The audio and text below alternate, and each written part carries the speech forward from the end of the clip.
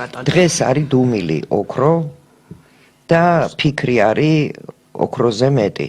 ხო, ხანდახან დუმილი მართლაც ოქროა და ჩვენ პრინციპში ზოგჯერ თქმითაც დაშავდებისო, ხო? რა თქმა უნდა და მით უმეტეს იცი რაღაცა მე ცოტა ისე აღვიქვავ, როცა შენიშვნებს აძლევენ ხელისუფლებას, რომ იქ რაღაცა და აბა იმას რატო არ აკეთებ, აბა ამას რატო არ აკეთებ, რაღაცა მგონია, რომ არ იმსახურებს ეს ხელისუფლება ამდენ ზეწოლას რა.